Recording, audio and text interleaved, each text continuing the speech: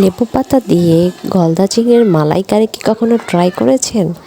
So ফার্স্টেই আমি কিছু মরিচ, পেঁয়াজ একসাথে ব্লেন্ডারে ব্লেন্ড করে নিয়েছি। তারপর ফ্রাই প্যানে সাদা তেল দিয়ে পেঁয়াজ বেরেস্তা করে নিয়েছি। পেঁয়াজের বেরেস্তাটি সুন্দরভাবে করার জন্য আমি এখানে সল্ট অ্যাড করে দিয়েছি। সল্ট অ্যাড করলে যেটা হবে, বেরেস্তাটা অনেক বেশি খাস্তা, কালারটা ভালো এবং সহজে অনেক তাড়াতাড়ি হয়ে যায়। বেরেস্তাগুলো আমি উঠিয়ে রেখে বেঁচে যাওয়া তেলে একটু লবণ, মরিচের গুঁড়া দিয়ে একটু কষিয়ে নিব। কষানো হয়ে গেলে চিংড়ি মাছগুলো আমি দিয়ে দিব।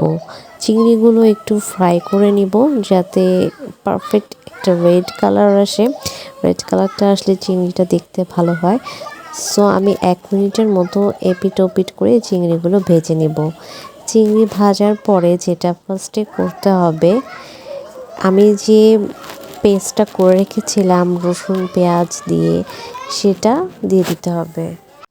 মশলাটি ভালোভাবে কষিয়ে নিতে হবে আর একটু সামান্য আদা বাটা, রসুন বাটা, জিরে গুঁড়ো, ধনিয়া গুঁড়ো এগুলো দিয়ে খুব ভালোভাবে মশলাটা আমি কষিয়ে নেব।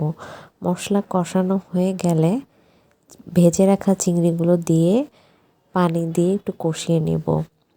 চিংড়িটা দিয়ে কষানো হয়ে গেলে এখানে আমি নারকেলের দুধ এবং মিল্ক দিয়ে, গরুর দুধ দিয়ে একটা মিক্স করে রেখেছিলাম, সেটা ঢেলে দেব।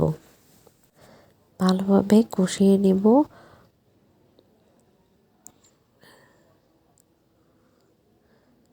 চিংড়ি মাছটি খুব ভালোভাবে কষিয়ে নিতে হবে। এখন কষানো হয়ে গেলে টেস্টটা একটু বাড়ার জন্য আমি সামান্য চিনি অ্যাড করব। চিনি অ্যাড করলে এটার ব্যালেন্স হবে, টেস্টটা, ফ্লেভারগুলো ব্যালেন্স হবে। এরপরে আমি একটু কাঁচামরিচ দিয়ে দিব আর যে বেরেস্তা করে রেখেছিলাম সেটা আমি ছড়িয়ে দিব। এরপরে এই ডিশের সবচেয়ে মেইন ইনগ্রিডিয়েন্ট এই লেবু পাতা। লেবু পাতাগুলো কেটে আমি উপরে ছড়িয়ে দেব। লেবু পাতাগুলো দেওয়া হয়ে গেলে হালকা আঁচে 1 মিনিটের মধ্যেও আমি রেখে দিব। এরপরে যখন আমি এটা ঢাকনাটা খুলেছি, ফ্লেভারগুলো এত সুন্দর আসছিল, একটা লেমনের যে ঘ্রাণ সেটা আসছিল, খুবই টেস্টি আইটেমটা ছিল।